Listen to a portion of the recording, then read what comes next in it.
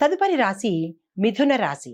ఈ రాశి వారు మే 21 నుంచి జూన్ 20 ఈ సమయంలో పుట్టిన వారు మిథున రాశిలోకి చేరతారు.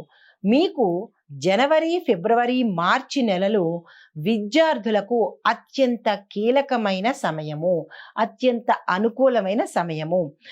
తరువాత మిగతా వాళ్లకు ఆర్థిక పరంగా విపరీతమైన స్థిరత్వం వస్తుంది, లాభాలు వస్తాయి.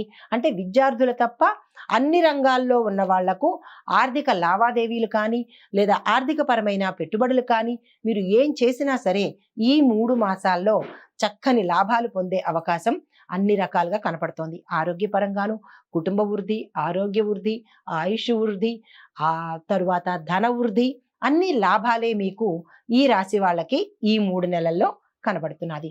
తదుపరి 3 నెలలు అనగా ఏప్రిల్, మే, జూన్ ఈ మాసాల్లో కుటుంబంలో చిన్న చిన్న తగాదాలు కానీ వివాదాలు కానీ ఏర్పడే అవకాశం కనపడుతోంది.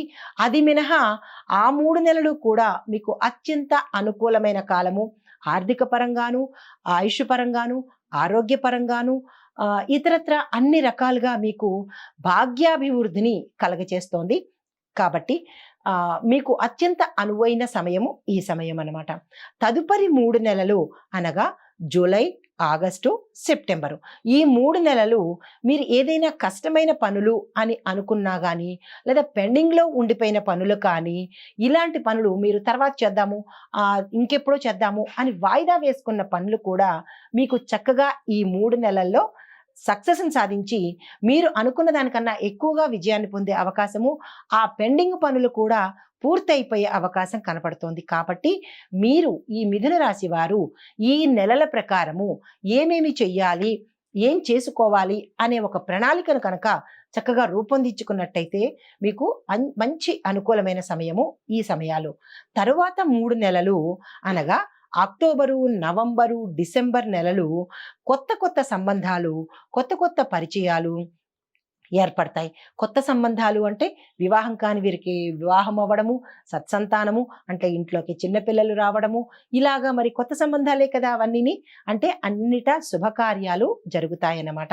దానితో పాటుగా సమాజంలోనూ సంఘంలోనూ మీరున్న రంగంలోనూ మీరున్న పదవుల్లోనూ కూడా కొత్త పరిచయాలు ఏర్పడి వారి ద్వారా మీకు మంచి అనుకూలమైన వాతావరణం ఏర్పడము, వారి ద్వారా మీకు విజయాలు పొందడము, వారి ద్వారా లాభాలను కూడా పొందే అవకాశము ఈ రాశి వారికి ఈ నెలల్లో అనగా అక్టోబరు, నవంబరు, డిసెంబర్ నెలల్లో పొందబోతున్నారు. కానీ అన్ని రకాలుగా చాలా చక్కగా ఉంది. కానీ మీరు ఈ 3 మాసాల్లో ప్రయాణాల విషయంలో చాలా జాగ్రత్తలు వహించండి. ఎందుకంటే చిన్న చిన్న ప్రమాద సూచికలు కనబడుతున్నాయి. కాబట్టి అది కూడా మీరు పెద్దగా బాధపడాల్సిన పని లేదు. నేను చెప్పే చిన్న చిన్న పరిహారాలను చక్కగా చేసుకోండి. ఇంకా అనుమానం ఉంటే కనుక మీకు వ్యక్తిగత జాతక పరిశీలన చేయించుకున్నట్టయితే కనుక ఆ చిన్న చిన్న అనుమానాలు కూడా తొలగిపోయే అవకాశం ఉంది. ఇది ఈ రాశి వారికి ఫలితాలు చెబుతూ మరి పరిహారం కూడా చెప్పాలి కదా. మీరేం చేస్తారంటే బుధవారం నాడు వటవృక్షం కింద ఒక దీపాన్ని పెట్టండి.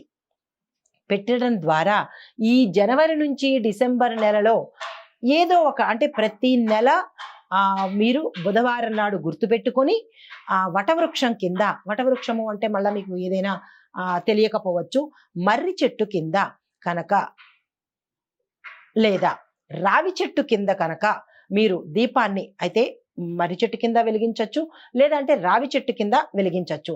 మర్రి చెట్టు మాకు అవకాశం దగ్గరలో లేదు అని అనుకున్న వాళ్ళకి రావి చెట్టు దగ్గరైనా సరే మీరు దీపాన్ని ప్రతి బుధవారం కనుక వెలిగించినట్టయితే మీకున్న ఆ చిన్ని చిన్ని ఆటంకాలు కానీ చిన్ని చిన్ని ప్రమాదాలు కానీ తొలగిపోయే అవకాశం ఉంది.